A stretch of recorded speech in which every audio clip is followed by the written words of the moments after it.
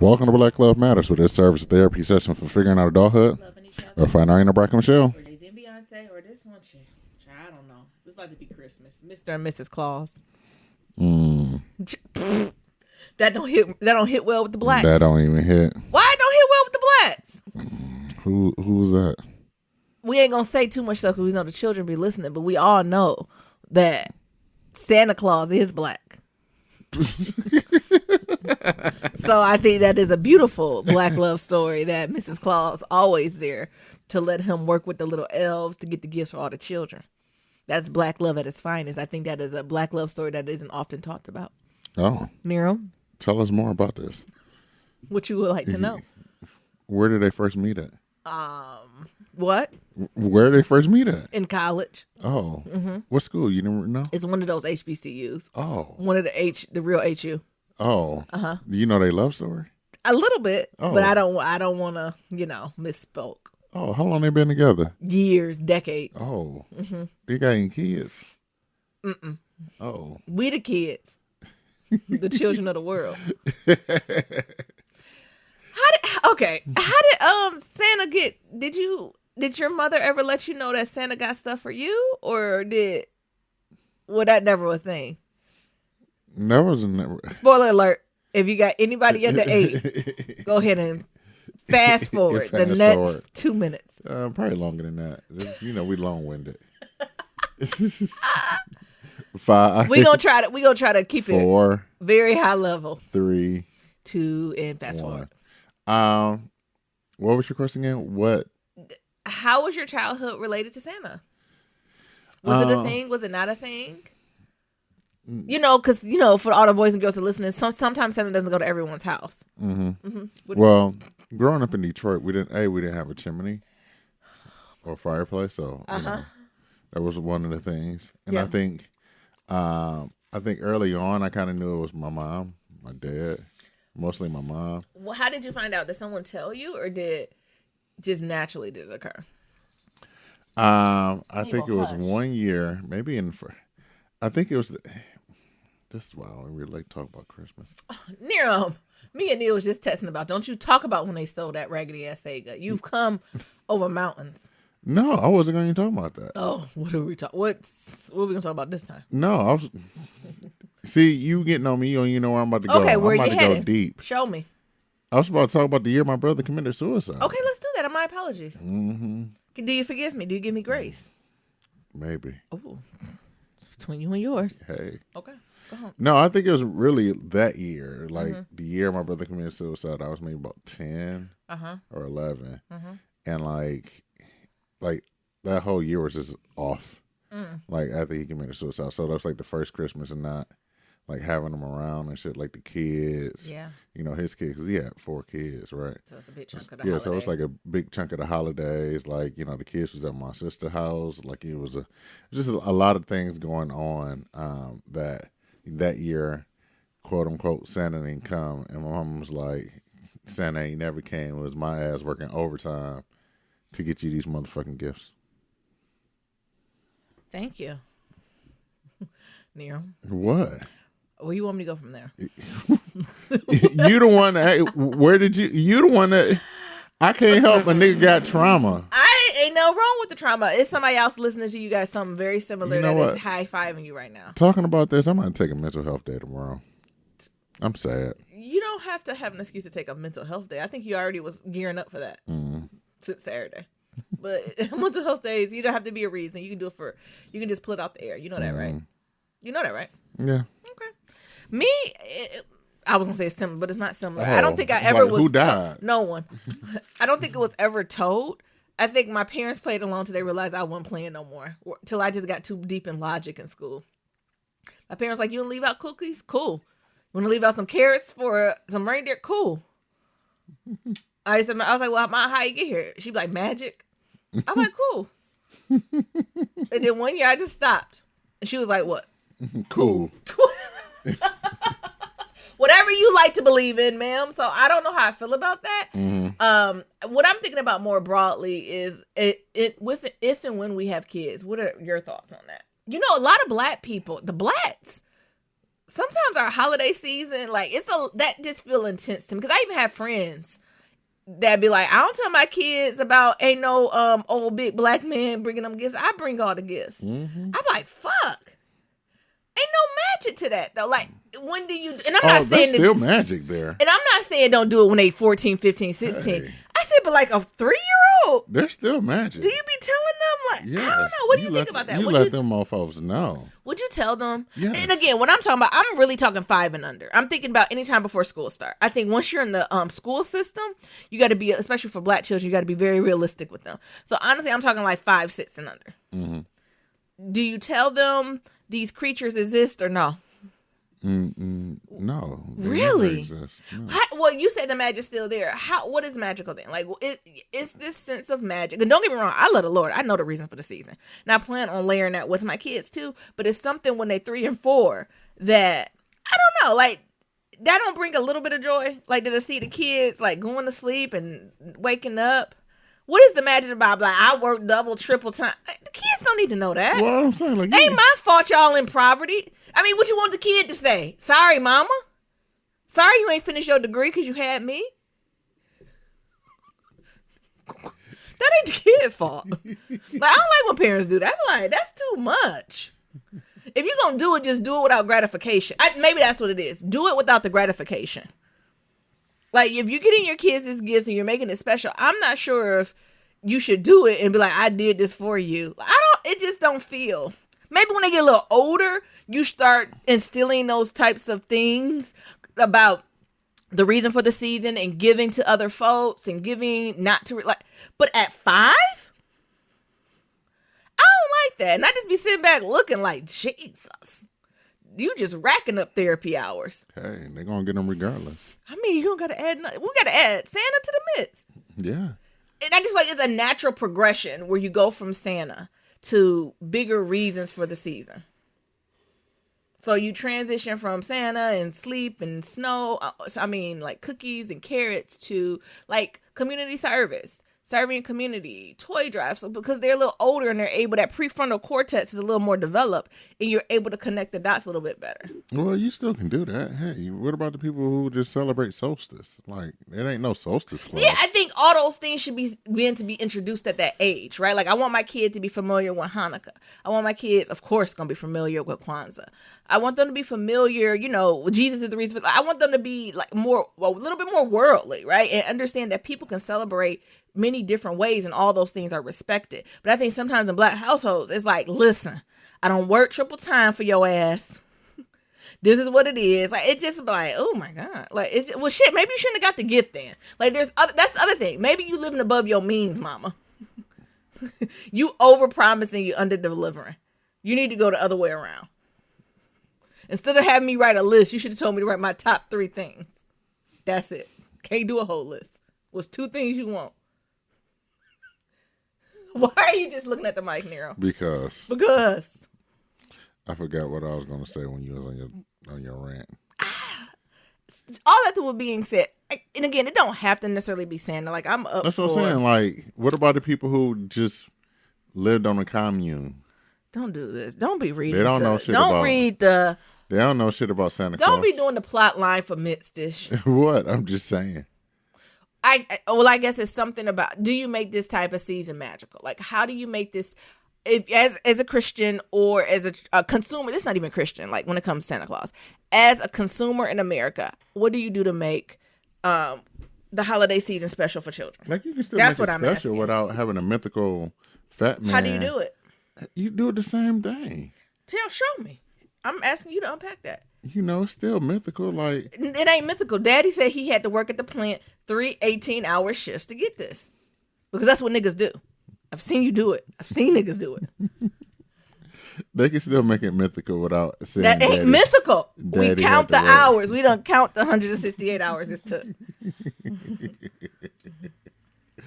You can still, y'all go to bed now. Ain't no Christmas. Oh my God, that's worse. And then when they wake up, guess what's there? A shiny bike with a bow in the garage for that nigga. Daddy, how many hours you work? You know, black folks be breaking down their hourly rate to their kids. I'm like, oh my God. A lot. And again, I'm not against doing that, but I don't think that's something they need to know before the age of 7. That is not.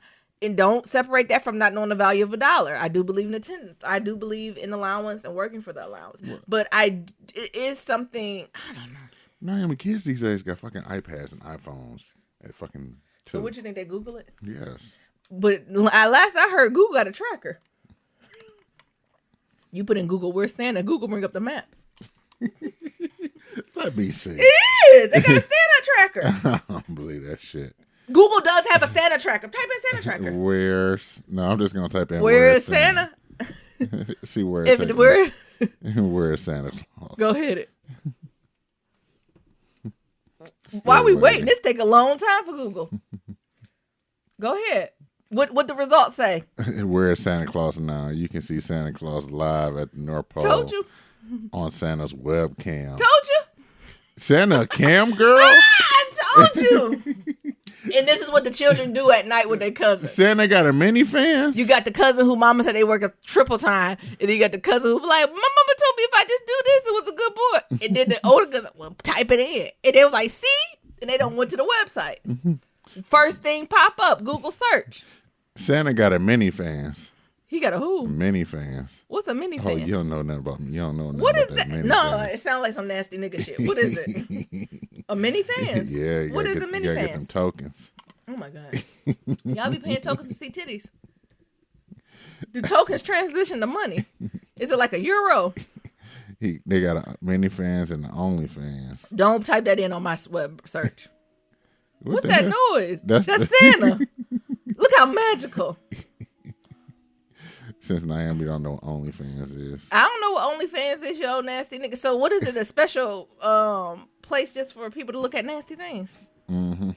Niram, get off the Santa. Niram mad because Santa there. There you go. Hit him. Hit him. See what he talking about, Niram.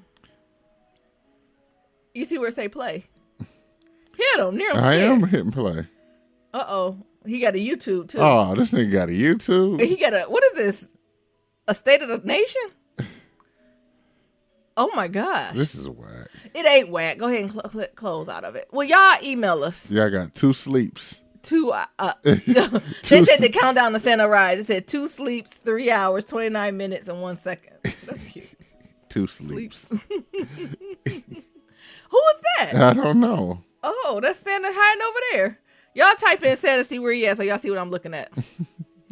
All right. Anyway, y'all let us know what y'all thoughts on it. Are y'all the type to keep the magic going, or are you the type to tell your kids you have to work triple time to go ahead and get that Nintendo Switch? Write in and let us know how it went. Santa got a mini fans and the only fans. Niram is still tracking Santa. Because I don't believe Could you imagine as kid? Look. The hell is this? Could you imagine as kids if this was there when we were there? Niram, we would be up all night. I would be up all night looking at this. Looking at it. And this would have extended at least a good year for me. They got a musical stage. He got a theater and shit. It's a little track. Well, ain't nothing to track. He ain't left yet. They getting ready. A library. Niram mad. They got an arcade. It's the NORAD or whatever it's called. They got an arcade and shit. Yeah, to play games. Yeah, look at all this. Look at this shit. They elves look multicultural. Look at this bullshit. Ooh, look at the hate coming. Got what the fuck is this shit? Why are you so angry? Destroy all the marbles. The fuck? As Niram begin to play. No. All right, who is you? I'm Nero. And I'm Nyambi. And this is episode, where the fuck is Santa? 2. This is episode 298. 2 sleeps. This is episode 2 This sleeps. is episode 2 sleeps. Be sure to leave 1, 2, 3, 4, 5-star rating and review on Apple Podcasts. And follow us all on forums and social media at Black Love Matters. As Black with no K. Hey. Hey, what's going on? It's my check-in. It's on you, baby. I don't got too Why much. I play that Santa game? Niram, please don't play this song. I can hear it in the background. All right, I didn't cut it off. Dang. Thank you, Jesus. I'm good. Like, what are y'all? I'm working over the holiday season. So as y'all listen to this, I'm probably at work now, but I'm probably the only one at work. So what do you do with this kind of idle time? I know what I'm gonna do with the idle time at work, but what am I supposed to do at my house?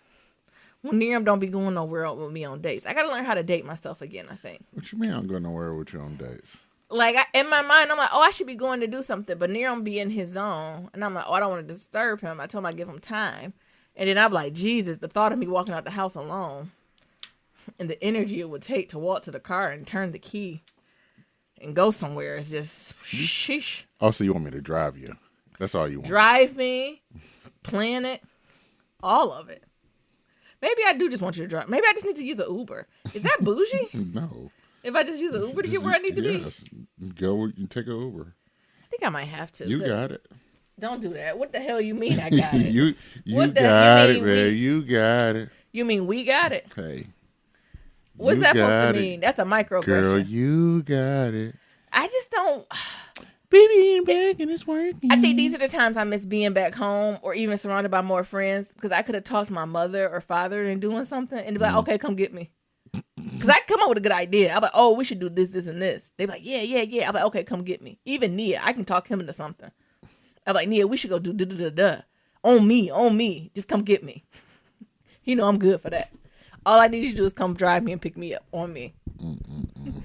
Or even just like cousins or aunts. Like, oh, this also would have been a good day to get one of my aunts trapped. To be like, what you over there doing? Because you had to trick them on the phone. Nothing. Don't you wish we could get out of this house, do something? Yeah, I showed them. Well, come get me. That's how I get folks. I don't know nobody well enough out here to trick like that. Oh. You know, I don't know nobody like that. The one I would, they gone. Hey. I don't know that song. You don't know no guidance? You got it, man. You got it. Little thing.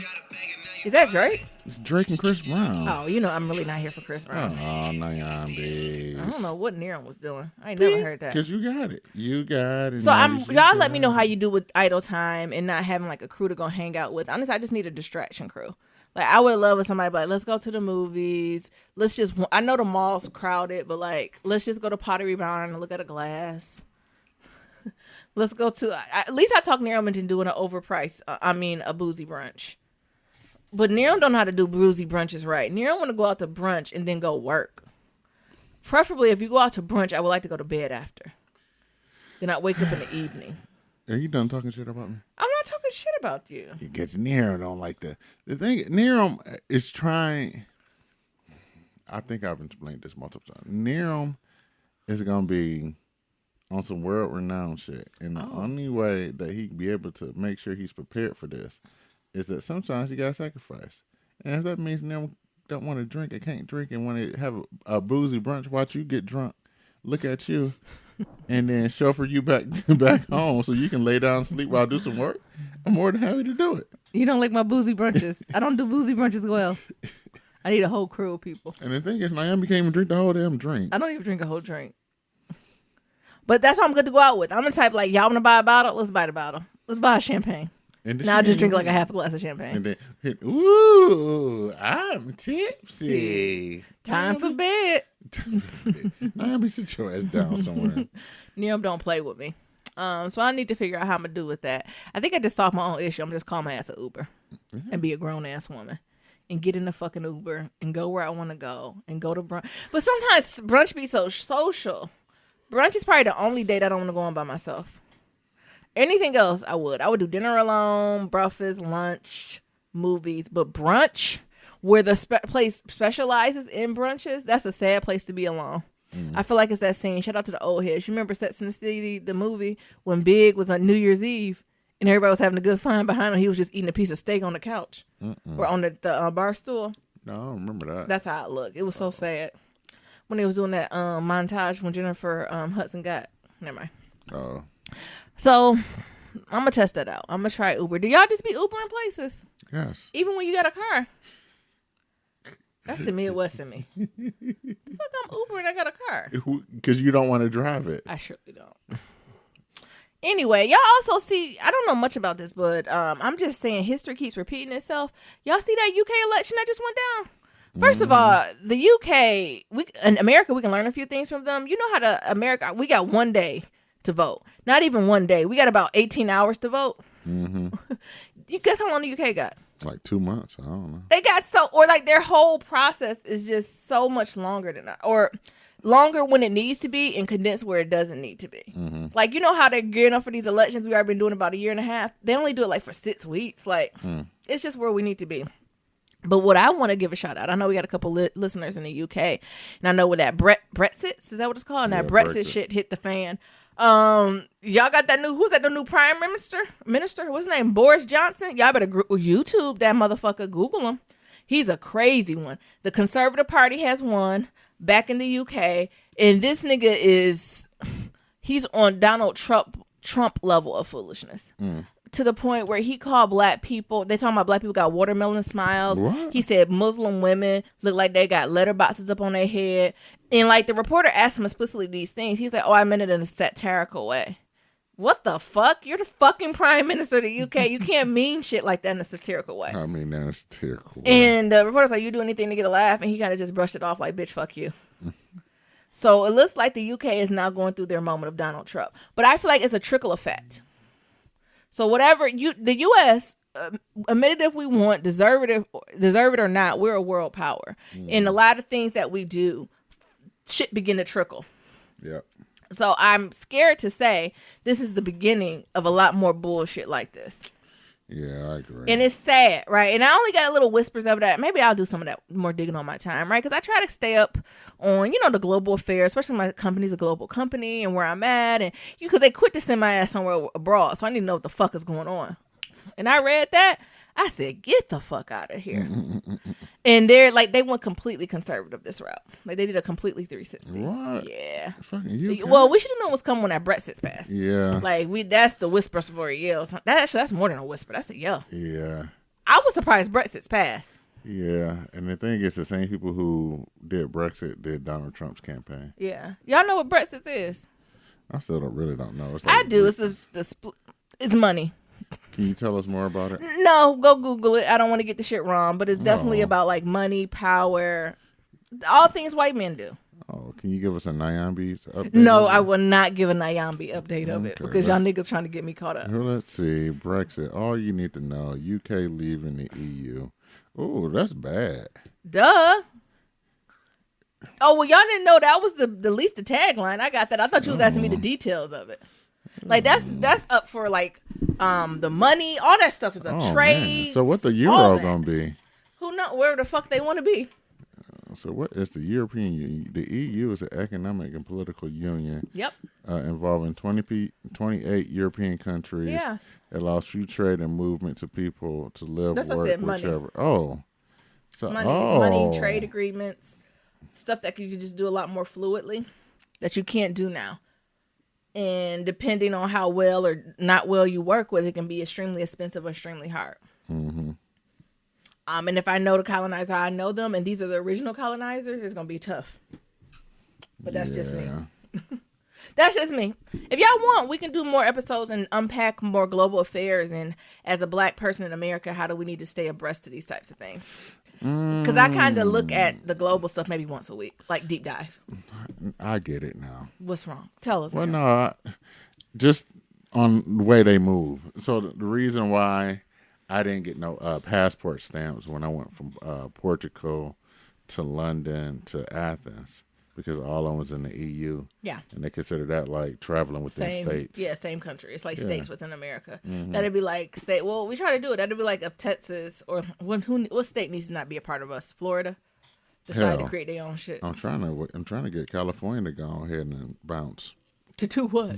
Shit. Just to do whatever the fuck we want. Leave America. Just to... Shit. I can't stand you. The other thing I want to make sure y'all imagine if California their own little country. I'll stay here. I would too.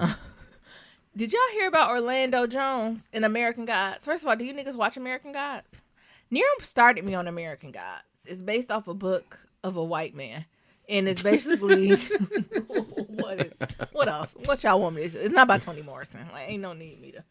And it's actually, the season 1 was pretty good. I haven't watched season 2. Mm-hmm. In American Gods, the premise is there's a clash between old mythical gods and mythological creatures, isn't it? Like folklore and stuff. Mm-hmm. They're going to war basically with new gods. So old gods would be like god of war, right? Mm-hmm. Stuff like that. New gods is like god of what? Social media, that type of shit. So you're kind of working in this supernatural world where the old gods versus the new gods are clashing.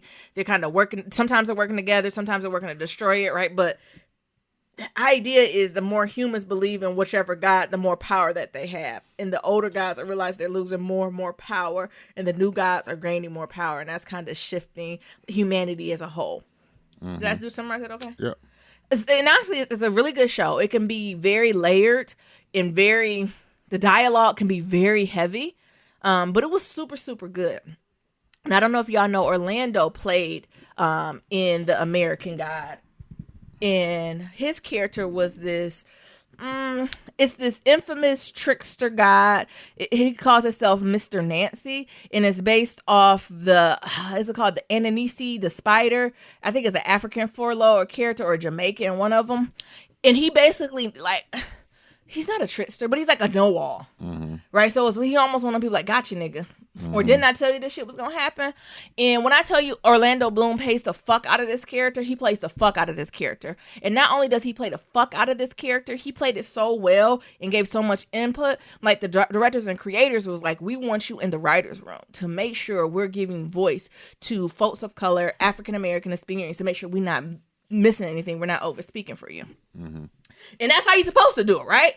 Well, of course, the director and the person who wrote the book has their vision, but for it to be articulated and to touch authentically, you need somebody at the table who knows what the fuck they're talking about. Yeah. So that's when American Gods was really, really hitting. And I think it's two famous scenes that Orlando's known for that he actually tweets.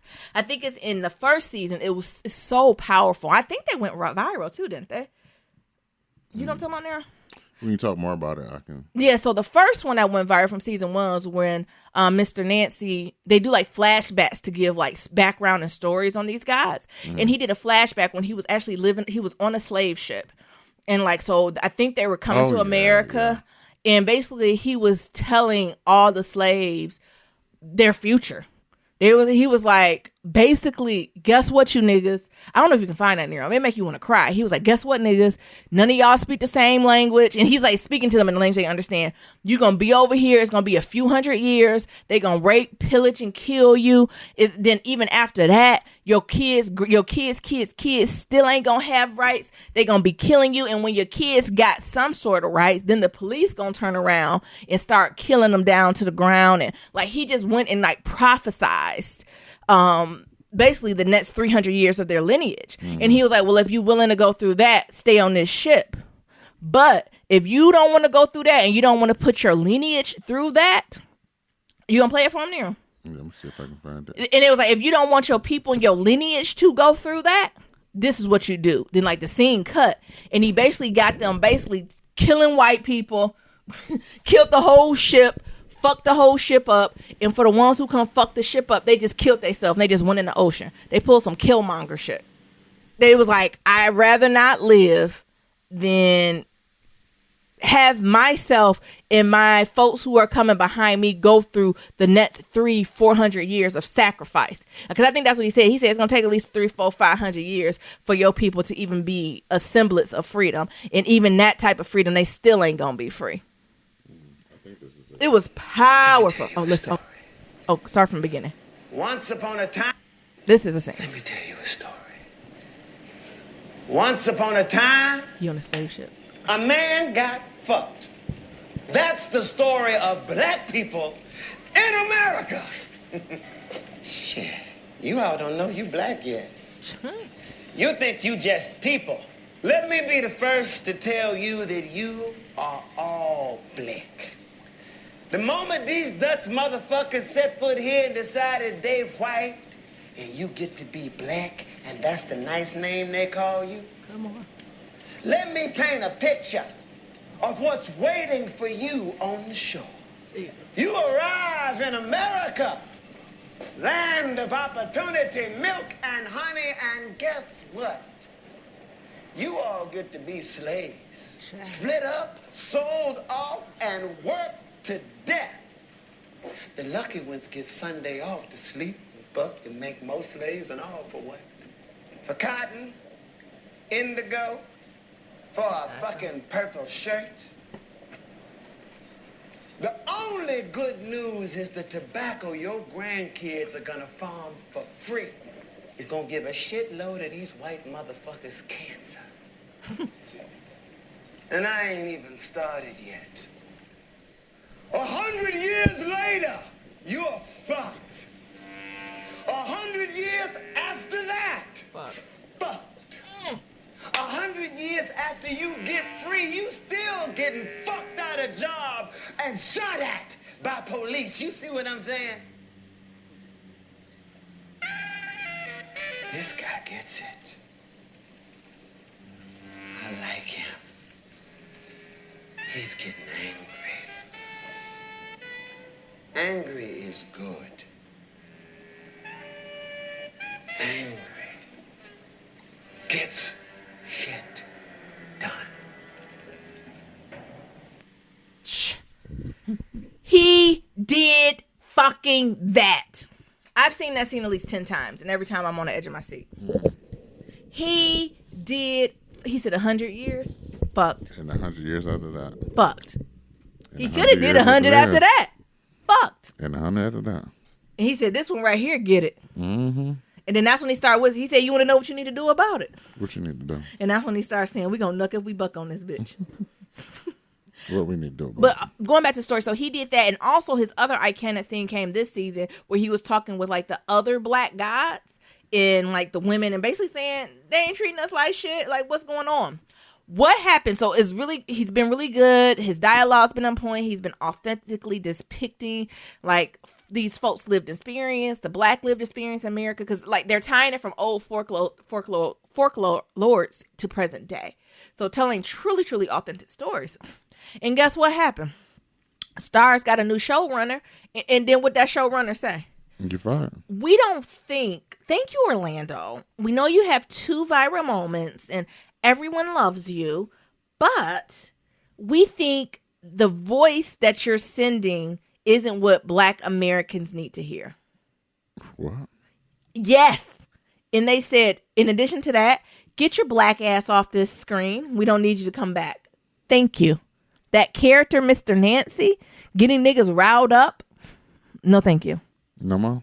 And he came on live to tell people that, because the thing is, Starz and American God, that crew ain't released it because all Orlando like viral scenes in season 2 just finished, where people were like, "Oh shit, Stan!" Like, you know what I'm saying? Like, he my nigga.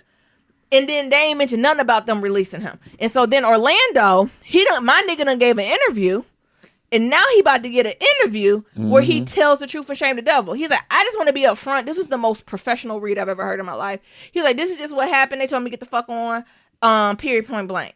I just want to put it out there because they acting like I ain't going nowhere. And I don't want y'all to be up here reading or anticipating me coming back for season 3. And they don't keep my monkey ass. Culture vulture white guy is running around with a Black Panthers t-shirt on, talking like you black, acting like you black, thinking you blacker than black people. You're playing that whole game, which is the only reason you would run your ass around and say something as crazy as Mr. Nancy's bad for Black America. And clearly there's nobody around to correct you. There's nobody of color around you who feels they have the guts to say, hey, sir, you probably shouldn't say that you write from a black male perspective. You like a 60-plus-year-old white man. Are you serious right now, sir? So wait, this producer was literally walking around with the Black Panther shirt and talking in a quote-unquote black accent? He was doing that? If you ask anybody about who the season 3 showrunner is, the 2 things that they will tell you is that he is a white man and he thinks he's black. Wow. He wears Stay Woke hats and Black Panther T-shirts and sunglasses, dresses like old school Run-DMC type of deal. Look at the pictures. He talks he's white, but it's one of those white guys who talks like a black guy. And Right. I don't have any problem if somebody's a fan of the culture, but that doesn't make you black. He got more? He got more. We ain't going into it. I think the Grapevine got more of the interview. I forgot the name of the podcast it was on. But basically, Orlando came in and shamed the devil. And I just wanted to put that out there because American Gods, it's a heavier show. It's a heavy dialogue show. It's like some of the stuff. Honestly, when I was watching, I had to Google some of the stuff. To be like, wait, who is this girl? Who is this guy? But like, once you get past that, the story is beautiful. And I'm sad that I can't watch that shit no more. So I'm all set there. I heard what? Do you remember that? You put me on. I did. Did you stop? Did you get through season 1? I got through it. I made it to season 2, but the thing is, my focus got turned elsewhere. Okay, Nero. What? Great conversation. No, it has. How's your check-in? Can I finish? It's I thought you were done. I wasn't. God, I was about to hit you with a bird, man. Is you finished? Is you done? I'm Zanira. What's your thought? I actually, you know how I feel about niggas who say they don't watch TV. I'm instantly turned off. When niggas start conversations with that and like that, like I think it's just niggas who have a point to prove. I want to be like, you don't have good work-life balance then. If you don't have 30 minutes to watch TV. What point is niggas who don't watch TV trying to prove? It's not that niggas can't watch TV, but it's when niggas announce it. The thing I'm is, immediately turned off when people be like, I don't even watch TV. What you watch then? I was going into my larger point, but you was go ahead. Too busy drinking your rum punch that I wanted to make sure that wasn't there. Don't roll your eyes at me. Okay, come on. No, but I was like, I love that. I love that series. I haven't caught up on season 2 yet, and it's unfortunate what's going on with season 3. But Orlando Jones is what made the show. I agree. If it weren't for that dialogue, I think it was episode 2, I would have been fell asleep. Because it's definitely a show you can fall asleep on. Yeah, it is. And like if you fall asleep, you wake up at 10 minutes, you're like, what the hell happened? What the hell that happened? Where am I? Because the other thing is it's a dark show, but it's also lit dark too. Yes. So you fucking around. You don't ain't be in a dark room. You ain't getting no blue light from the TV or nothing. Don't be in a dark room. Fuck around and be asleep. Yeah. But great dialogue though. Yeah. Things going on with me. I think I'm fighting the stomach bug, y'all, on some real stuff. I've been going through some stomach stuff, some GI issues, and Naomi just been looking at me crazy. I told him to take some probiotics. This is TMI, but oh my God, be careful.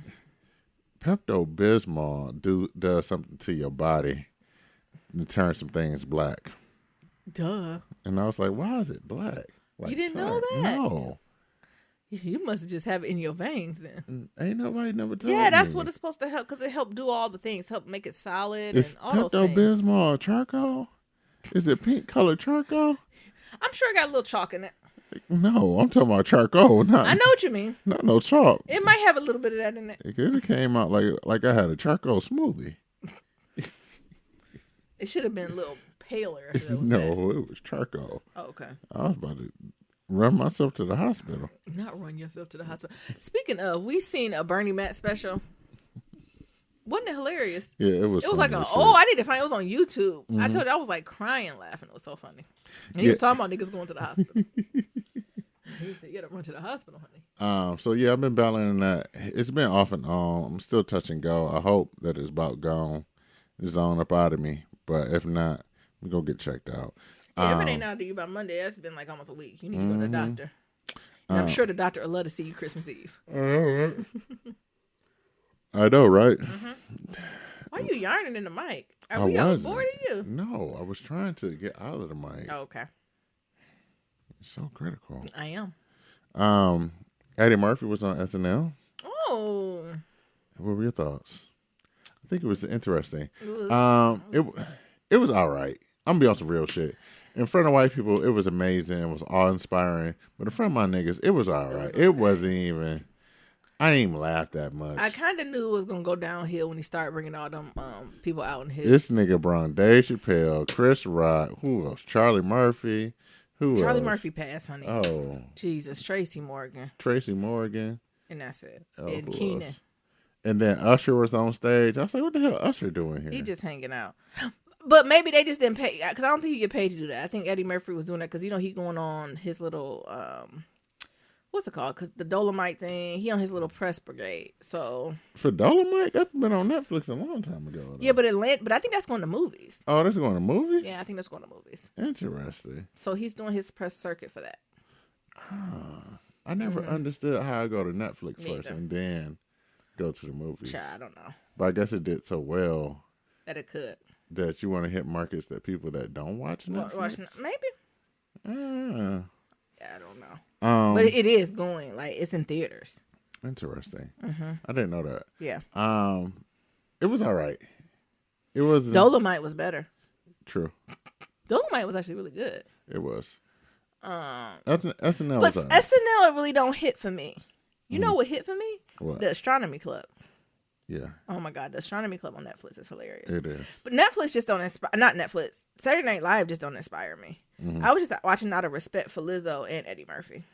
Even Lizzo performance, I was just like, I mean, she sounded like her recording, which is a positive because most of the girls don't. But even when she got off, I just the second song she did, the hair toss. I just realized she said hair toss.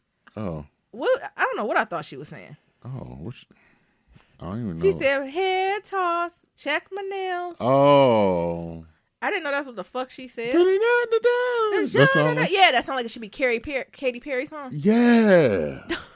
That Whoever, do. it's the same producer. It sounds like it should be Katy Perry. It looked like Katy Perry was like, "This is yours. This is my gift for you, Lizzo."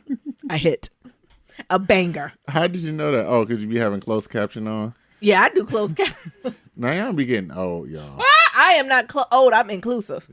Now y'all be getting old, and I think she got it from Nia What? because Nia used to do it first. Yeah, Nia used to have everything that he watched had closed captioning on, yeah. and it used to get on my motherfucking nerves. So But now I damn be much. discovering new words. Now y'all be having it on. Yeah, on movies. I just watched The Farewell that was basically in Mandarin, and I know exactly everything was happening was beautiful. So these niggas be watching shit in closed captions now.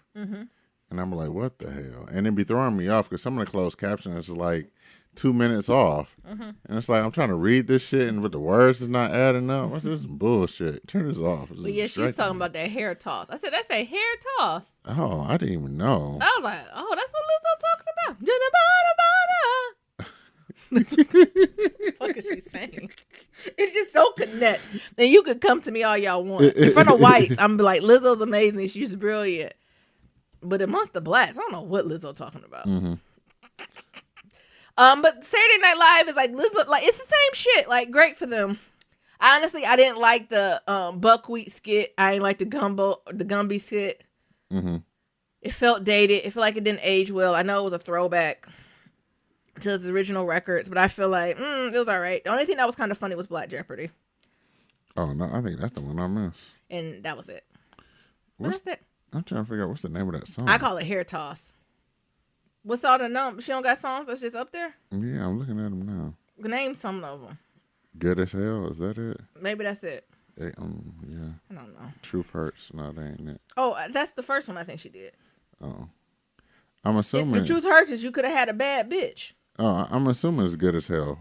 It do Yeah. a hair toss. I do my hair, toss, check my nails. Oh, Baby, how you feeling? I said, what she say? I do my hair, toss, check my nails. Yeah. Baby, how you doing? Feeling good as hell. Hair, toss, check my nails. I'm way too old. Baby, how you feeling? Feeling good as hell. That is such Katy Perry song. Woo, child, tired of the bullshit. Go on, dust your shoulders off. Keep on moving it. Oh, she'd be like, what?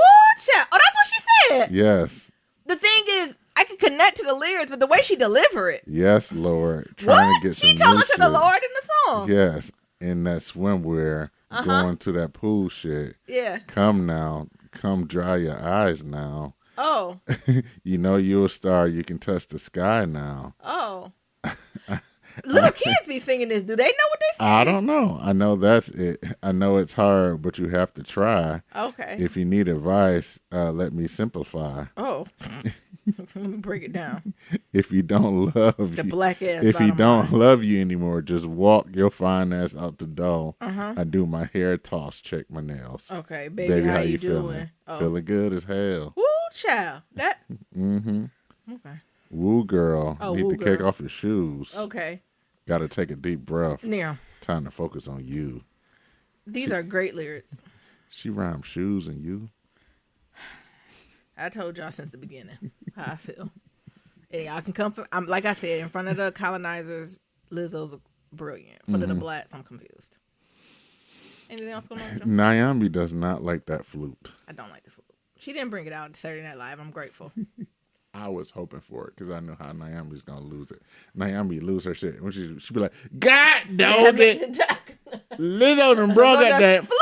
fucking flute again." Girl, we don't need you to bring that flute out. What you doing? And I'm like, Nyambi, like you let her doing? bring out the flute. No, girl, you don't got to do all that. Mm-hmm. What else going on with you? Nah, let's just do some pillow talk. Okay. So it's always to submit your black love story or like Brussels Clubs, pillow What? talk. What the hell are you I saying? don't know.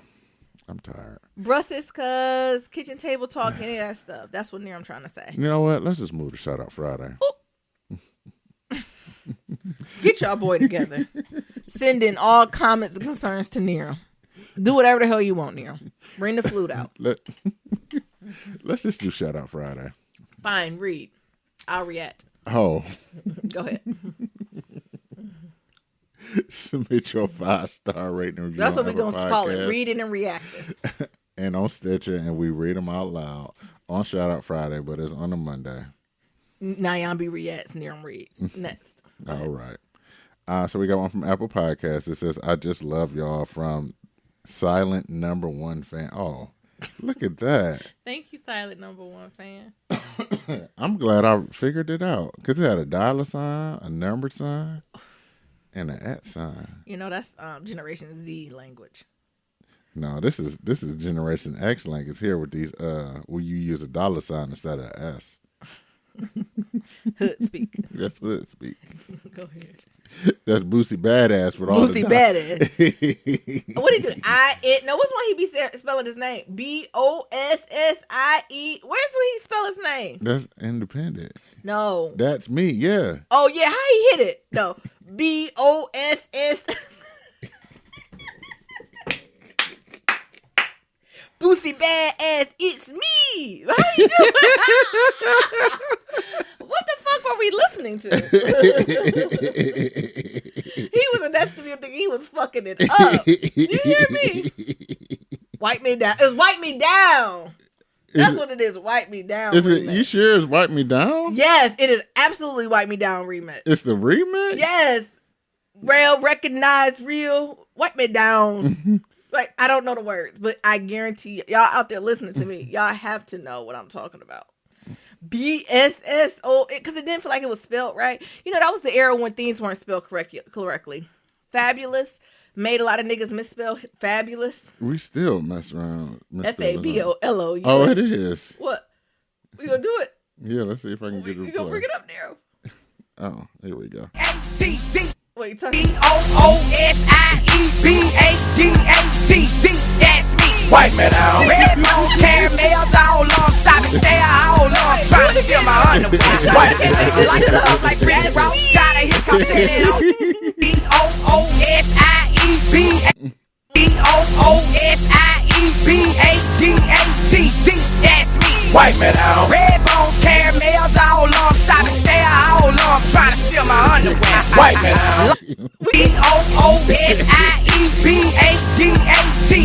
That's me. Wipe me down. Red bone caramels all on. Stop and stare all on. You said that's Boosie Badass. He spelled all them S's with dollar signs. You do. And it says, I'm a silent admirer. I stumbled upon your podcast. A silent admirer? Yes, man, y'all know I got a speaking I don't impediment. know what he was saying. My tired tongue. Yeah, a little tired. Shit, that's why I talk low. That's why y'all gotta have your kids in the hospital. I'm just joking. If No, you gotta you're do not. it, there's no wrong with it. I stumbled upon your podcast, and the rest was history. I absolutely love both of you. Between your relationship, your insight, wisdom, and your experience, please know that I am a lifelong fan. Oh my goodness, thank you. Yeah. That's so Thank you sweet. for being vulnerable, authentic, and just blackity black. I mean, the fact that I'm writing this review is a great indication of how much I love y'all. Oh, thank love you. you both. Be blessed. Oh, thank you. React. I just did. React more. BOOSS. React, Nyambi. Boosie Badass. That's what he spelled out. Yes. Well, Usher started. They call me USHEIRAYMOMD. I tell you, baby, what you used to do to me. Oh, what was that? Got me something shrimp like Joe to see every time you hold it. METHOD, man. Remember, why do you like to spell our names? Because It's a thing for the culture. FABOLOUS. MAVEL. Go. Read the next one. What you talking about? $MA$E. Amazing. Come on. Oh shit, we got Savannah. Look at Savannah. She done wrote in. Her subject is random teens. It says Niram Nyambi. Hey cousins, it's Savannah. Happy Friday. This week was neck and neck with Trump's impeachment process. Oh, we didn't even talk about that shit, did we? Just long for no reason. Happy got you day, Mabel. Gotcha. Oh, is that what it's called? We got that ass. We did get you. She was trying it all weekend. Naomi just wanted to take back Mabel so much. She be just giving them rare threats. I know other parents that be, you know how them parents just be giving those threats like, I'm just gonna whoop y'all asses, and they ain't never picked up a belt. That's Naomi in relationship in Mabel's relationship. What do you mean? Mabel, I'm gonna take your ass back. I only got the energy to go to the damn gas station. Exactly. Let alone take her back, honey. Hey, you just spent 45 minutes talking about how you trying to take an Uber somewhere. How the fuck you gonna drive Mabel to a damn shelter? What do you think Mabel will be like when I'm? Do you think she know I'm fussing at her? Yes. How? Because she get them big ass eyes. What does the fuss out look like between me and Mabel? Y'all just be gone, or come here, bitch. My dog don't even love me. Won't even come near me. Shit, you just threatened her like 2 hours ago. I won't come near your ass either.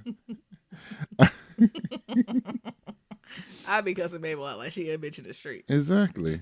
Anyway, I just scared her. She just woke up. I see. Back to Savannah. Okay. I keep listening to your Jamaica trip, and I can't let go of that Padesi and mint breath Niram had after eating that fish. Oh my God, it was so bad, y'all. You had the nerve to breathe on me. Since you were free to move around the cabin, I would have sat somewhere else. Southwest is the Greyhound in the sky. It is the Greyhound in the sky. There's also a method of standing in line. Know your number. Turn on your headphones all the way up. Colonizers love trying to get in front of you. Know damn good and well they are A60 and you're A19. They sure do. Get in the back of the line, bitch. Keep your number to yourself and just stand there like you know you belong.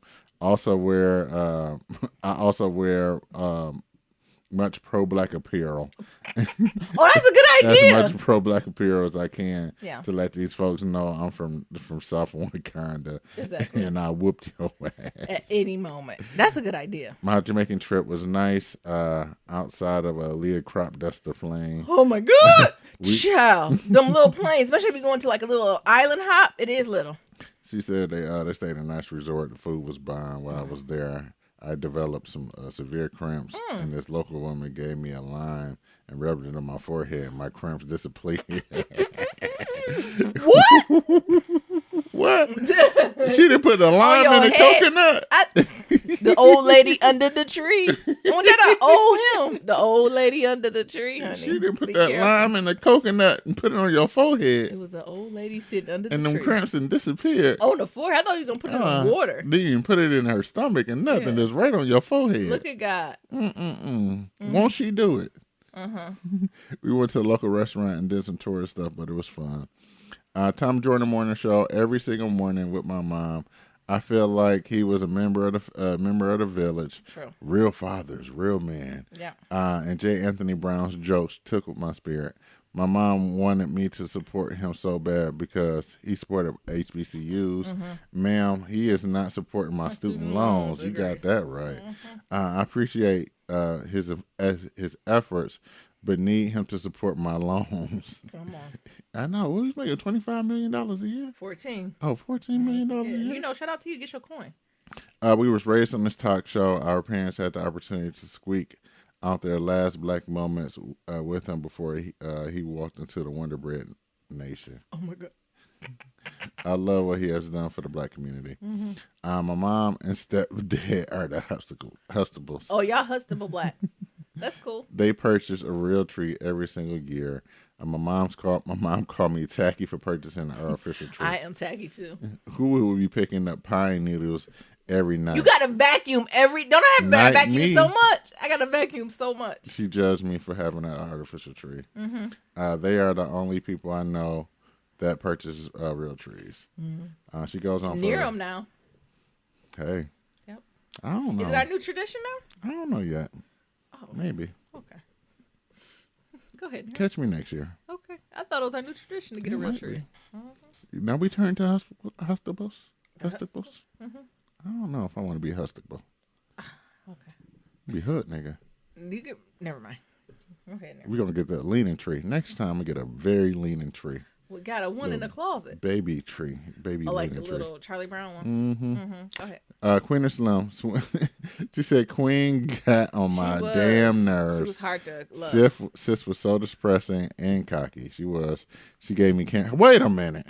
She gave me cancer energy. I was thinking more Gemini because she was so flippy, like wish-washy. Everything is about me. My life this, my life that, my mama this. Slim should have left her ass and trusted God with the process. Oh my God.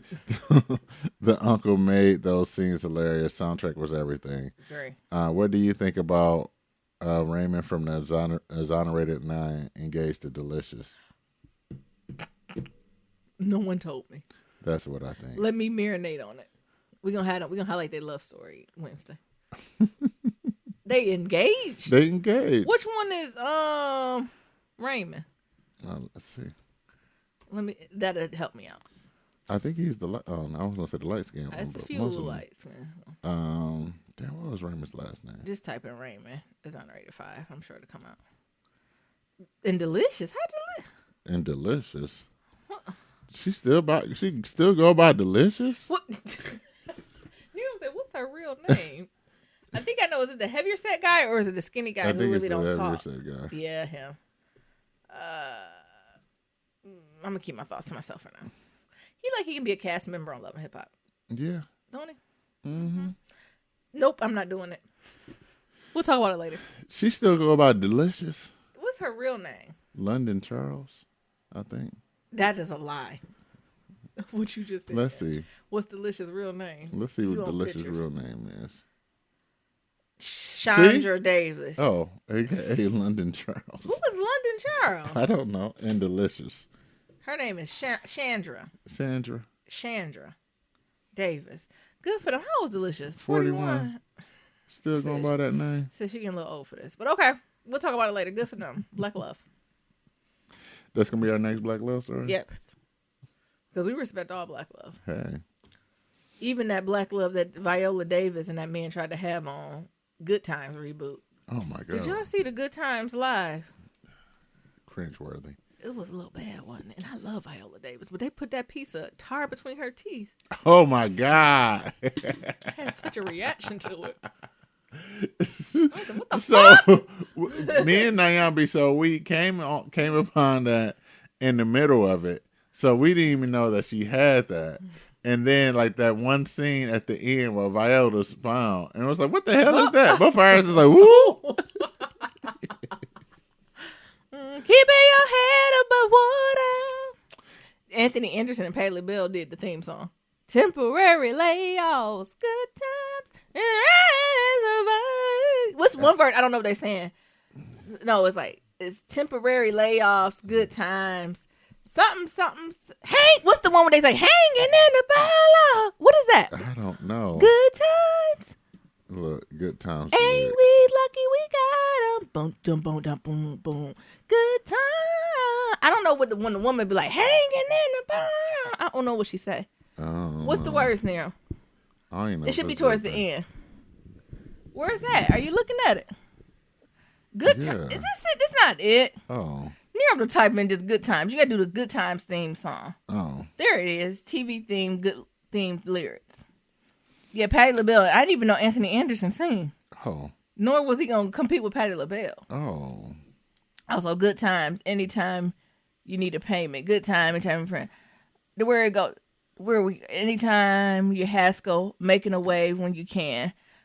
Oh, here we go. Temporary layoffs. Good time. Easy credit rip-offs. Good times. Scratching in saliva. Good times. Oh, hanging in Java. Got it. What narrative did? Oh, it's called hanging and jiving. Good times. Okay, I didn't know that's what she said. Go to the theme song. Y'all know what I'm talking about. It ain't on YouTube. I was like, I thought it was hanging in the jungle. Hanging in the ball. Y'all know what I'm talking about, though. Yes. Ain't we lucky we got 'em? Boom, chicka, boom, boom, boom. Good time. But you know, this might be revisionist history too. You think they done did it again? Like they Yes. did it again to us? Yes. Like it ain't Butte. It's used.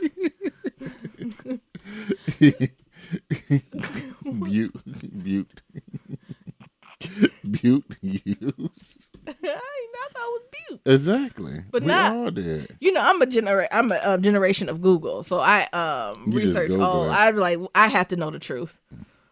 Where before I would usually just text or call my mom or a few of my aunts and cousins and get their feedback, and based off whoever got the majority win. That's what I normally would do. But now you just look it up. I just look it up. I surely do. You want the Anthony Anderson version, or you want the original? I don't care. We can do Anthony and Patty. There's one that good. You know how it go. When it comes to finding Star Wars YouTube merchandise you stay can't with a find anywhere else, commercial. you likely head to eBay. And then I'm just gonna play the commercial on the podcast.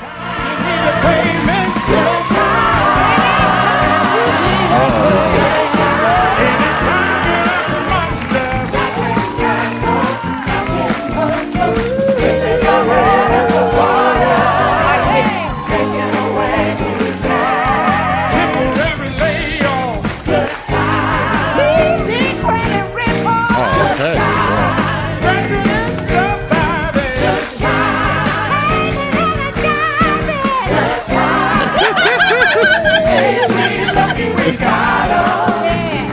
Why? I told you it's hard to hear. Why ain't nobody? Good. I don't know if hanging and driving is the real Hanging word. and jiving. I don't know. Like that means just hanging in the streets, partying. I don't know what. I mean, looks like the writer could have went a little more intense on that one. Well, Hanging in the roller. we're still trying to figure out if it's Butte to use. It's So, used. anyways, we got detracted from Sylvania's. Okay, what else was she was talking But about? she was talking about Delicious and Raymond. How did we get there? We go from Delicious all the way to Good Good Times. times. Uh-huh. She says, I hope there's some prenup involved. I just don't trust her. Have you seen Love and Marriage Huntsville reunion? Yes, Nero Nobody doesn't goes watch hard for a wife than a man who cheats. that. No one goes harder. Yes, I did. I need Nero to watch it. Observation: I've seen white kids break down under pressure in my classroom, while the blacks, Donald Trump gave us that. The blacks. we don't know how to have a breakdown or accustomed to life adversities. Also stared in the black. You're crying over nothing. Turn in your paper. My black kids will just ask or make a way to turn it in at work. Yeah. They don't cry or anything. Yeah. When did we learn strength? Sure, I see the white ones at my job. I forgot what I was watching, and they were like, "When would be equality? When will we have equity?" And it's like when a mediocre black woman can get rewarded for her work, just as if a mediocre white woman or man. I see it all the time in my place. You do. Yeah, like don't get me wrong, everyone's high achieving, but there's like my low performers are like white women, and it's just like you can just see it. Like, oh, you're very like if you were black, this wouldn't even be acceptable. Right. Like just on silly shit. So that's absolutely true. She says, have y'all seen the new Queen of Sin poster? Somebody The who? photoshopped Jussie Smollett and Carol Sanchez. I hate everyone. I hate us. No.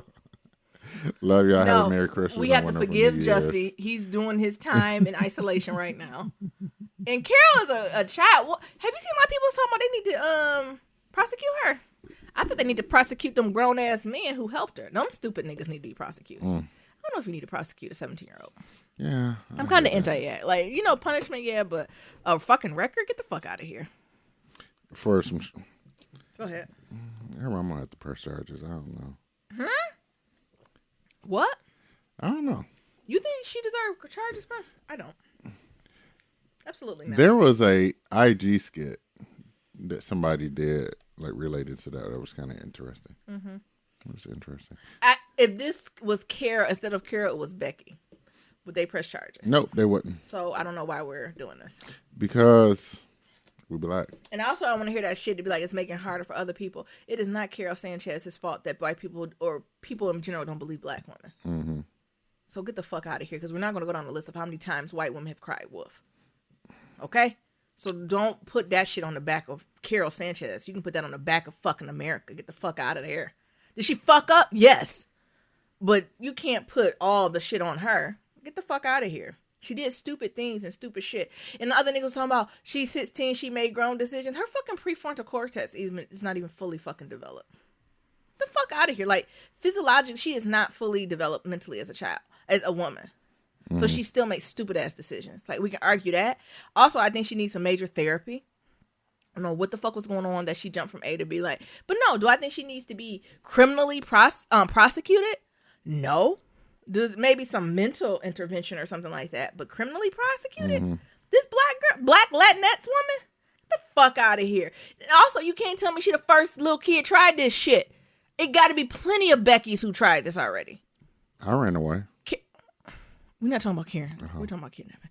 But she was wrong. She was. And she does need to suffer consequences. I just don't think the judicial system needs to be involved in those consequences. No, I That's think all. she needs some counseling. That's all. I just think that punishment does and consequences does need to be there. I just think there are other ways to punish a teenager and not get the judicial system involved.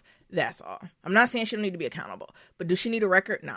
Get the fuck out of here. Now them grown niggas who was 23, 24, yeah, lined up for that. You should know better. What the fuck are you fucking around with a 16, 17-year-old anyway? That's statutory rape. Next. BlackLoveMatters.com. We got something from D. Ramsey regarding episode 294, how far we came. She said, listening to both of y'all talk about the storms, and I agree. We must go through them to learn how to come out of them. Challenges this year really got me in a funk. Yet I'm grateful for all the blessings. Please leave all the fat people alone in 2020. Please do. And then we got one from Miss Burns for episode 295, Shout Out Friday. I've been listening to this podcast since May 2018. All right now. I binge listens to all of the previous episodes before May 2018, and I love the growth. As for a 24-year-old woman, I've grown in my professional walk by the experiences and exposures that you two shared. Since I've started the podcast, I barely listen to the radio. On my commute, I listening to you guys. Oh my goodness, thank you. Thank you. And then we got some voicemails. We got some voicemails. Who done called us? Probably Sir Jeffrey and A nigga don't sound like that. You lucky somebody calling you. You asked rabbit me, ass. You lucky somebody calling you. You asked me who called. I'm saying shit. Probably Sir Jeffrey. Somebody done called you. Probably Chan. If I know, I'm grateful. I am too. Okay, act like it. Won't they do it? Won't they do it? Hey, won't he do it? What's that? You talking about the father, son? Listen, when Naren was like, I can't donate to this. That man got a Yahoo email. At least a Gmail. Gmail is respected. At least a motherfucking Gmail, my G. Then Naomi was like, this poison. Poison. I'm in the car just busting it. I don't know. I just found that very funny. I'm going to keep listening, though. It's Shan. Naram, you already knew the number. I told you I knew the number. Naomi's. You should be grateful niggas be calling you old busted ass nigga. I said old rabbit ass. Oh, old rabbit ass. That's an old school. I don't know. What the fuck you saying?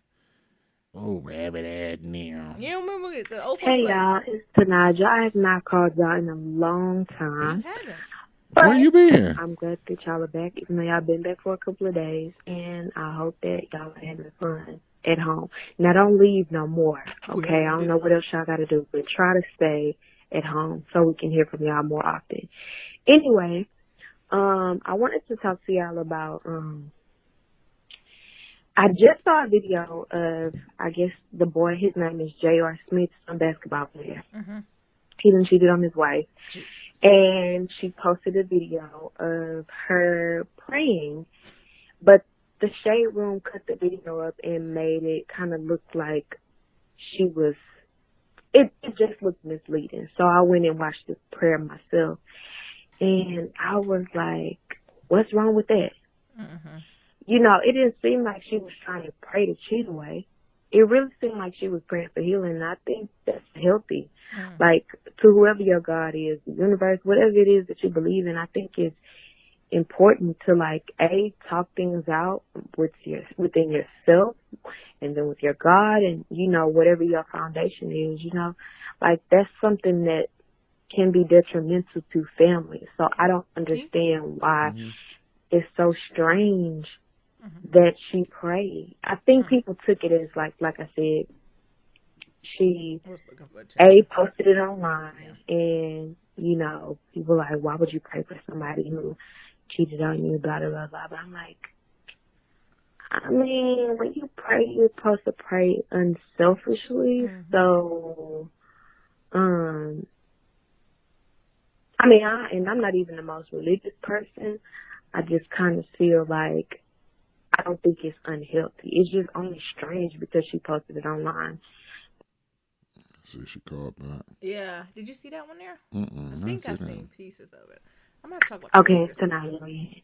Anyway, so yeah, I guess I was wondering, Naomi, do you pray? Because like I said, I pray in my relationship. I don't know if I mentioned that, but I do. I pray in my relationships, no matter if it's platonic or romantic. Like I pray over my relationships just because, like, I don't know these people. You know, I'm just trying to get to know them. I wanted to grow, and you know, that's what I pray for.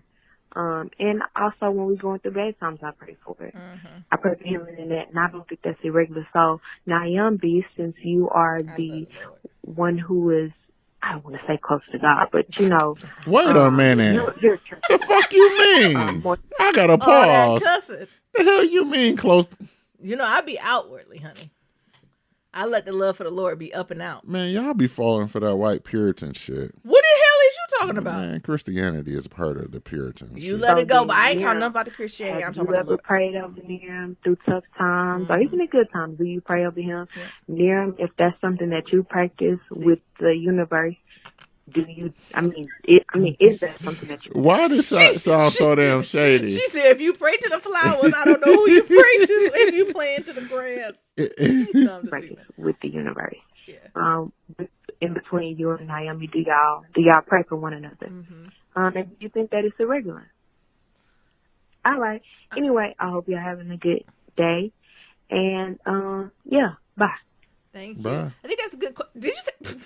I think the woman who was on social media. I think it's just the social media aspect to it that I think praying for your partner, your spouse, or anyone, that's never irregular to me. But I think that to go online is like your first move.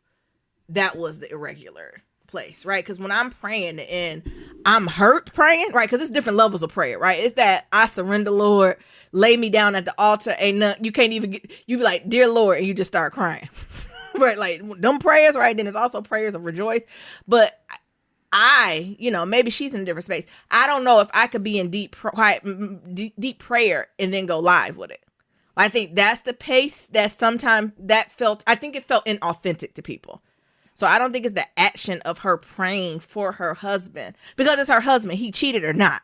That is her husband. And they got to figure out what they're going to do in their relationship. And I would hope she would go to, God to get some direction and purpose through that. So I think it's nothing wrong. I think the off part was how quickly it kind of looked like she found out he was cheating and then instantly went to Instagram. And this wasn't even like a process. Like, I found out this week that my husband did something. I just want to say a prayer. It looked like she literally found out and went on live and just started praying in her BMW. And I think that's the piece that threw people a little bit off and wasn't connecting. But the idea of her praying for her husband, he did fucked up shit or not, that don't surprise me, right? Because if you take this grace-based covenant, it doesn't matter what he does. Now, I ain't saying she's supposed to stay with him, but there's nothing wrong with praying through the storm. And then as far as me, I pray for everybody. I was to the point where maybe about a year and a half ago, Nerum, I would just be walking down the street and pray for people. But as far as Nerum and like my core family and friends, I pray for them every day, sometimes twice a day. Child, I pray for my direct reports. I pay for my boss. I pay for the CEO of my company. I pray for everybody. And I outwardly will say, like, you always in my thoughts. So I don't think it's nothing wrong with that. I do that on a constant basis. good, bad, or ugly. If me and Niram in a rough spot, I'm praying through that. If we in a good spot, praying for that and being great and showing gratitude for that. Same with my parents. I pray for my direct reports that their bliss and their dreams come true and their steps are ordered and they have like good sound mind and hearts. I pray for my boss as she's going in rooms. I pray for my CEOs of my companies as they're making decisions that not only impact them but hundreds of thousands of people, that they have their heart and mind. Like, I pray for all of that. You know, I don't leave nothing to chance. I pray for Mabel, honey. And sometimes I don't pray. I said, "Chat, don't let her." But I pray a lot. Actually, your voicemail was a good reminder that I used to be so fluid with it that I would stop what I was doing. I would stop mid-conversation if I feel the weight of glory come on me, and I would go pray. Ask Nero. Mm-hmm. And I don't do that as much as I did. And I need to get back to that. What happened? Don't do that. What would you say, Nero? Yeah, you pray a lot. You used a lot. To. I don't know what's going on now. Oh, don't do that. I still pray, just not as much. What do you mean? I pray a lot. I used to pray a lot now. Since Nayan be closer to the Lord. She didn't mean. I think I'm more articulate and when it comes to my relationship with God. Nigga, no. But what is your what's your thoughts on the woman who went on IG Live praying? I need to go look more into that. I don't even think it's irregular because like niggas do everything on live these days. It's just the generation. It's just the generation. Like, so I don't put things past anybody. If she just found out, if she didn't, like it's we are just in that generation where everybody's trying to like make some type of content to have something to talk about. And but how do you feel about her? So that's one thing. Yeah. I think that putting it online is one thing, but praying for her husband. Yeah, like good, bad, or other. I think you got to do what you got to do. Like, you know, I'm not gonna down nobody else's decisions. Like, if she decides to pray for her husband, pray for her. Niggas out there just man, nobody praying for them. Shit. Child, a lot of people don't got praying grandmothers and it shows. Exactly. Because I know when I go to Detroit, my mama get mad at me. You ain't pray with your food, nigga? Fuck around with you. You better give grace. Shit. What's your thoughts? What's your prayer life or meditation life look like?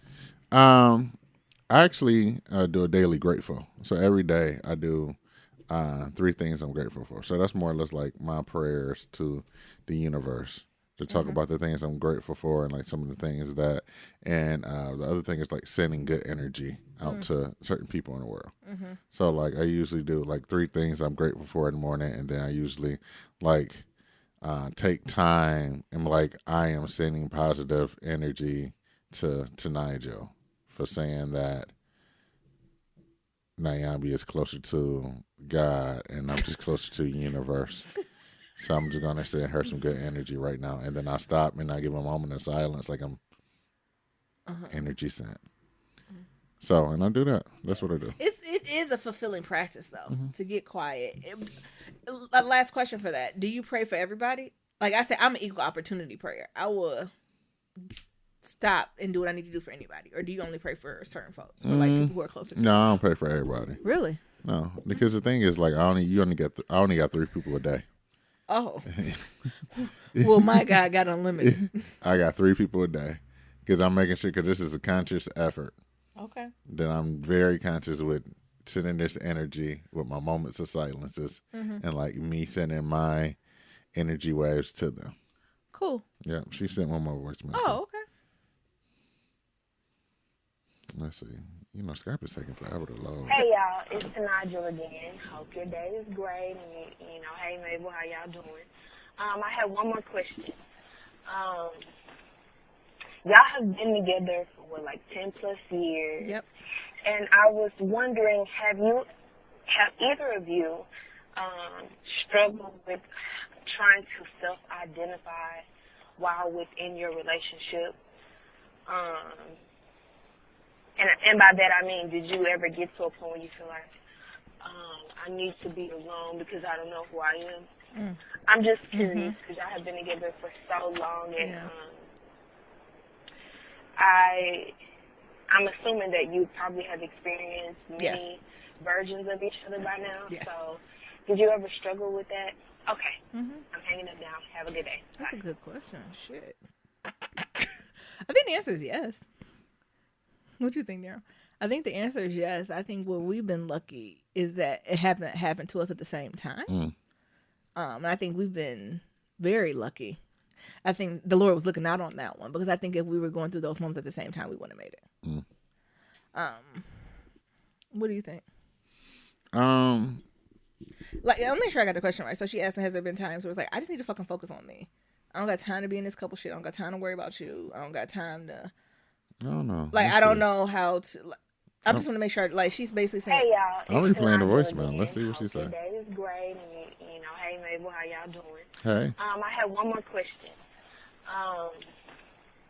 Y'all have been together for what, like 10+ years, and I was wondering, have either of you struggled with trying to self-identify while within your relationship?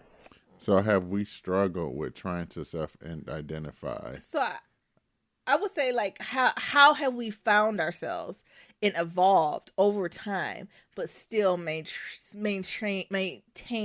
a sense of truth to the relationship? That's how I interpret that question. How do you interpret it?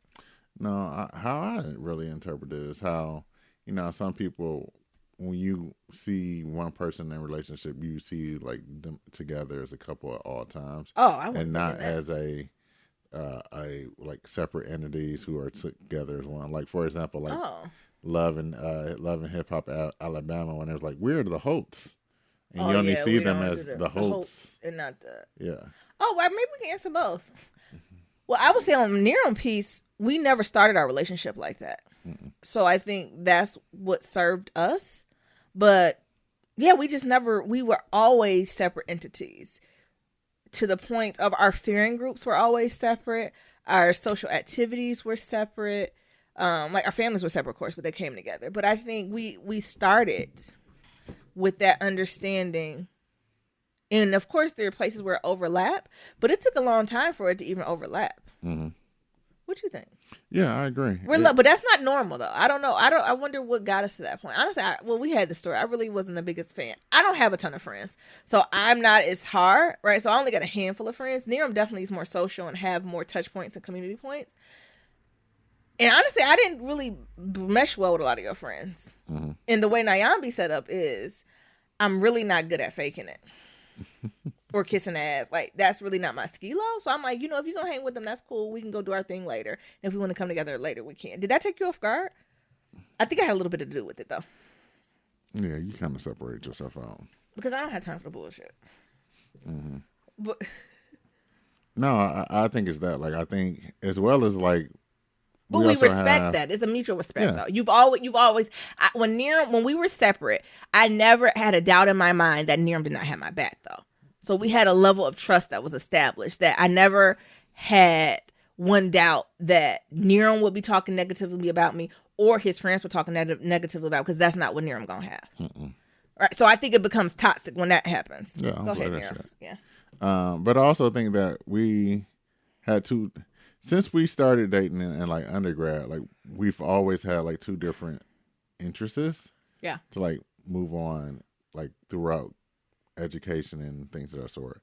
So very few overlapping things. Very few. And then truthfully, like, look, now we looking at it. We gotta go to a therapist now. Who's this? Nigella? Now I gotta go to a therapist. No, but the thing is that me and Nyambi have, truthfully, on some real shit, we have a yin and yang type of relationship. Yes, we are completely opposite. There are a lot of things that we are completely opposite on, and there's a few things that core stuff.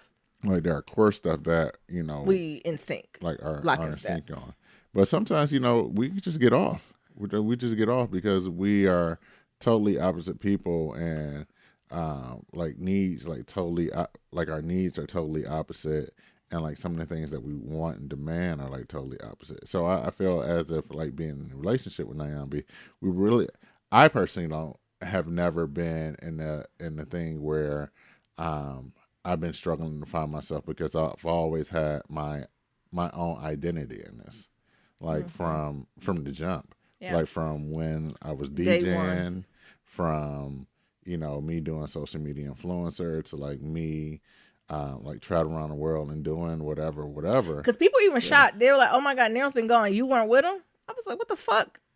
He okay? Like, he'll call me if he need help. The embassy got my number." I'm like, I'm his emergency contact on the passport. What? They gonna call me, ain't they? Mm-hmm. And actually it made me second guess a little bit. I was like, should I be? I was like, but he's working. Like, it's not like you was like, oh. And honestly, I won't say anything about that too. Unlike Nero was like, oh, I'm just going on a weekend of Portugal. Right. And honestly, if you needed to, I would say cool, right? But cool. If we need to go weekend, go to weekend. But I think that we've always had our own, like we always been on different ways when it came to like that stuff, type of stuff, like with our careers and everything else. And I think that also helped with like personal life because we've always had our own identity. Mm-hmm. Like, and I think it works in my favor just as a Black woman in corporate America, just as a Black woman who's extremely ambitious, because I do believe I was other men. They might not, some of the wins I've gotten, I'm not sure if it would land as well. Mm-hmm. Is it hard to be in a relationship with me? I'm very ambitious. I'm not competitive. Competitive, I'm not at all, but ambitious, very. Mm-hmm. When I think of competition, I think of other people. Competitiveness, I think internally, and I'm very competitive with myself. Yeah. What do you think about that? Like, what has any of your male friends or friends brought that up to you about me? Because it was a lot for a few years that I was like, well, I need to do X, Y, and Z because I need to do this. Mm-hmm. And it wasn't an ask. It was like, I'm doing this. And I'm just like, all right, cool. And we were able to support each other. Yeah. And I think that's what it always came down to, is that we never had to sacrifice. Like, we never had to sacrifice, and we always supported each other, like, regardless of whatever the endeavors were. But has any of my friends... That's a privilege. Yeah, that's a privilege. And I think that's a privilege you don't necessarily have when you have a kid. So by us not having kids, I think that's a privilege we have. But I was going to say, any of your friends? No. They'd be like, oh, y'all niggas are winning. But it took a while. But even for the way you're talking, I think it took a while for people to even identify us as, like, I don't think we ever was an it couple. Mm. I think we were always the couple that people were like, y'all still together? Yeah. I think that was more of like, oh, like, y'all was cute to hang out with. Like, oh, okay, I thought y'all was just like college sweethearts. Like, y'all still together? Mm-hmm. I think we get that more than anything. And I think now that we're older, people are like, oh, yeah, what the fuck y'all doing? I guess that shit do work. We're just now getting that. But we never were like it couple. Like, we were never the it couple. Like, we were never like the folks. They be like, oh my God, when you see the other. Like, honestly, it'd be times people like, we didn't know y'all was dating. I was like, good. So it took a while to get to that point. It's just, and that what took over a decade for people like, oh wait, y'all been together for a while. We didn't been together so long. Our friends then got married, divorced, married. Mm-hmm. Multiple kids. So that's another thing. We never were like this it couple, I don't think. Mm-hmm. What do you think? Yeah. We never fell in that. When we had plenty of friends who were the it couples, and we done seen them disintegrate and I know, right? Come back and all that buzz. Meanwhile, we just chilling, doing our own thing. Or I think even people get surprised when they realize how long we've been together. Mm-hmm. They can't figure out if we're young or black don't crack. Both. Yeah, but I also think it's that. Like, I also just think it's the way that we interact with each other, just in general, right? What about that? Naomi really don't like to get PDA. I don't. I'm not a PDA person. And so, but I'm a cuddly person at home. With Mabel. And you, but you be on your computer working. I be working. Okay then. And Nero loves PDA. Yep. It's too much. We came all out here to hug and kiss on each other. We got people to talk to. What? So we can hug and kiss at free for home. Oh, okay. Free. For free? For free. At home. At home. At my house. Anything else? Did we answer her question? Yeah, I think we did. But I think what really came down to is that we've had the privilege. Yeah, we started. We always had the privilege of having our own identity. Because we always had our own identity from the jump. And we've authentically supported each other's endeavors, even when others weren't against it. Like, I've definitely had family and friends that be like, what Nero doing? Mm-hmm. And I'm like, he doing him. And they were like, what does that mean? Where I think definitely in more traditional couples, that shit wouldn't happen. And I think by then pushing that on you, that's where you feel as if your personal development will be stunted. Yeah. And I just haven't. But I keep putting the asterisk. I do think when kids coming up a ball game in the picture, something's different, right? Yeah. It's no longer just about you and the couple. It's really about you bringing another child in this world. Like, you have to, keep that in mind. But what's just me and Nero? Me and Nero can eat ramen noodles. The baby can't. But me, Nero, and Mabel, we can survive off ramen noodles. Mabel love a good almond. Peanuts. Mabel love almonds and fucking sweet potatoes. And carrots. That's what we just gotta go get. Right? It's just certain things you can sacrifice when it's just us. So I think that's the lens you're also seeing it through. Like, this is what happened when you be with somebody for a while and you deter some stuff, right? Like, you put stuff off a little bit longer than tradition because we're older. Mm-hmm. So in some people's eyes, they think we should have hit some milestones, and we haven't. But there's some milestones that we've hit a lot earlier that other folks are like. We're not doing things necessarily in order. I would say. Right. That's all. And I think traditionally in the traditional order. Western conservative view, we have it, and there's nothing wrong with that if that's what you want to do either. It's nothing wrong with that. But hell, it's just different outcomes. That's all. Yeah, I think it's different outcomes. But hell, like shit, it's just some things that. It's things that like people who are like in their 40s and 50s are even asking us for advice for. Like, ooh, like y'all successfully bought and sold a house, and you did XYZ or stock. Like, just just certain things we get to do. You got stock, like that. I wouldn't take. I don't know if I would take that type of risk if I had children, right? Because I need that to go in their college fund or emergency fund, right? It's just different when it's just us. So we do got some privileges. Yeah, we were able to take a lot more risk than most, I think. Yeah. Well, on that note, to submit your Black Love story, go to blacklovematters.com. To submit a question for Kitchen Table Talk, shoot us an email, blacklovematters@gmail.com. And to leave a comment about anything we talked about, head on over to our website. We got that SoundCloud, and we got that voicemail, and that's at 508-784-1111. That's 508-784-1111. Talk to y'all later. Remember, love is ever evolving. Peace.